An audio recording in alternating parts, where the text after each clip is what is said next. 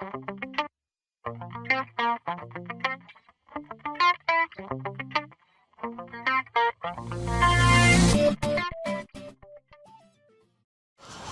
عليكم ورحمة الله والصلاة والسلام على رسول الله. النهاردة هنتكلم عن ازاي تحمي شبكتك من الشتاء والبرق والصواعق، عشان كل شتاء لو ما بص من البرق بيبوظ من لو ما بص من الشتاء بيبوظ من البرق. في ناس احتارت وبتخسر ألوفات كل سنة. طبعا هنحموها ازاي؟ الموضوع سهل جدا. اول حاجة نبدأه ازاي نحموها من الشتاء. بالنسبة للنانو ستيشن واللوكو ستيشن والبيكو ستيشن والحاجات دي، تمام، عيلة ستيشن كلها يعني، ونانو بريدج والحاجات دي، ده تعليقته. تمام، نانو ستيشن اهو. طب عاوزين نحموا الباورات ازاي؟ الباور بتاع النانو ستيشن اللي هو البي والاي واللان، اللي هو القطعة السوداء الصغيرة للناس المبتدئين يعني اللي مش واخدة بالها يعني. هتجيب القطعة ديت بتتباع علبة واقي للمية، دي بتاعت كهرباء اصلا، تمام، تتباع عند اي حد بتاع اجهزة كهرباء والحاجات ديت. المهم انت تدور عليها بقى،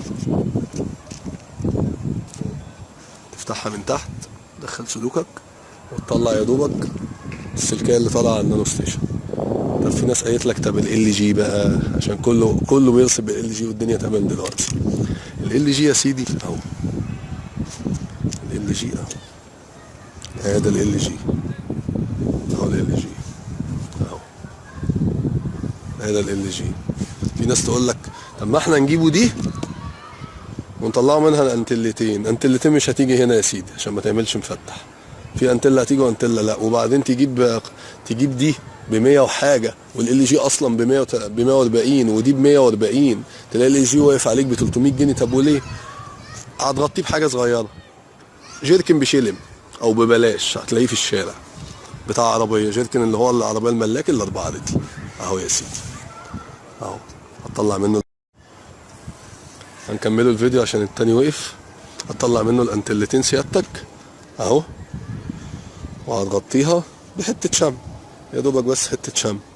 ده بالنسبه لل جي يا جماعه. ال جي اهو. هتقول لي طب ايه الخشبه اللي انت حاططها دي؟ لو انا جبت الجيركن كده شويه على الماسوره الانتلتين هيقلبوا من فوق، تمام. شغل دماغك، حته خشبه صغيره من تحت، تمام، والجيركن اهو.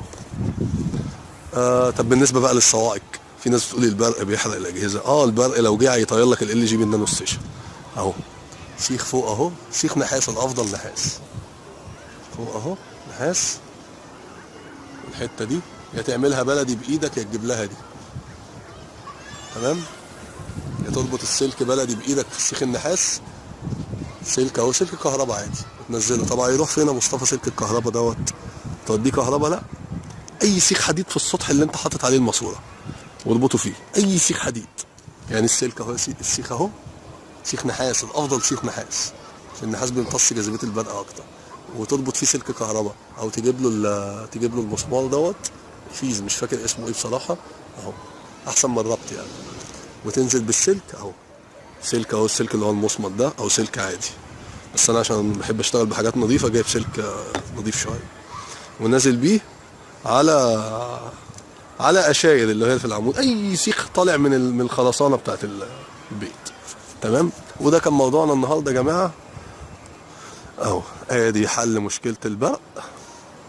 سيخ نحاس.